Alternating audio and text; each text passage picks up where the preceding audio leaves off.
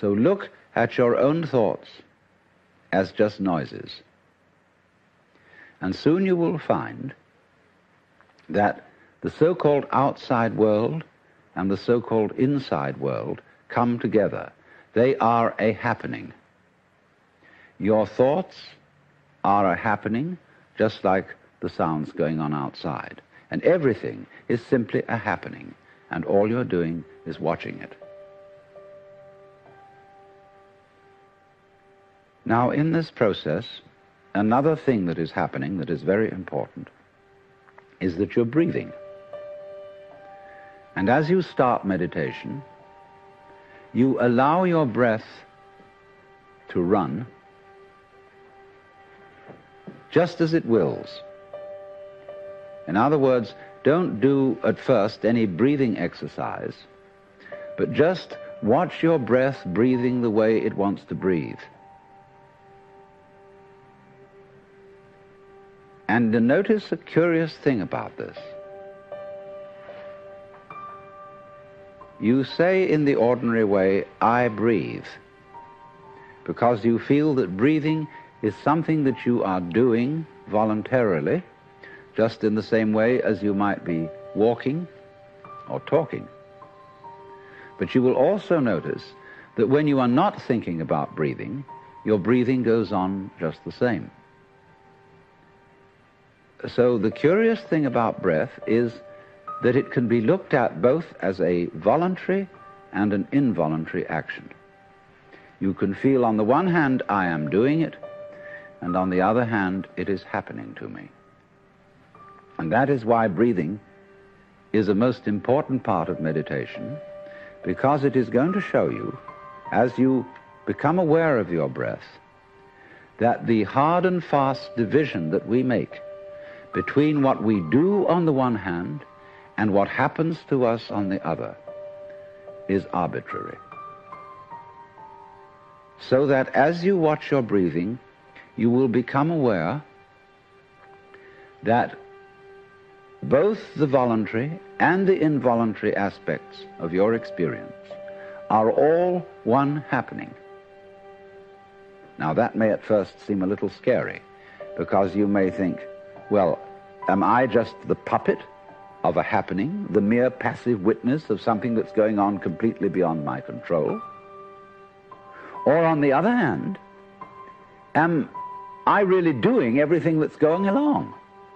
Well, if I were, I should be God. And that would be very embarrassing, because I would be in charge of everything. That would be a terribly responsible position. The truth of the matter, as you will see it, is that both things are true. You can see it that everything is happening to you, and on the other hand, you're doing everything. For example, it's your eyes that are turning the sun into light. It's the nerve ends in your skin that are turning electric vibrations in the air into heat and temperature.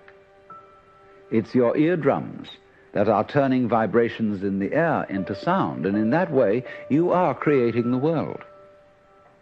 But when we're not talking about it, when we're not philosophizing about it, then there is just this happening, this, and we won't give it a name.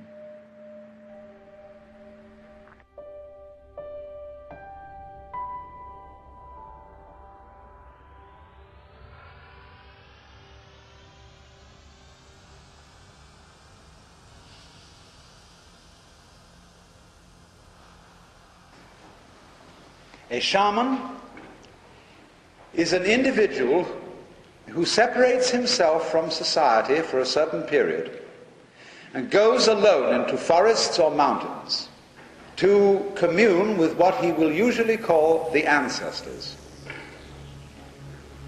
That is to say, with his basic origins. And he will find something by way of a spiritual experience for himself, not through any teacher, not through any previous authority. He finds it genuinely on his own. And the shaman, therefore, goes into solitude to find out who he really is. Because in society, everybody is busy telling you who you are.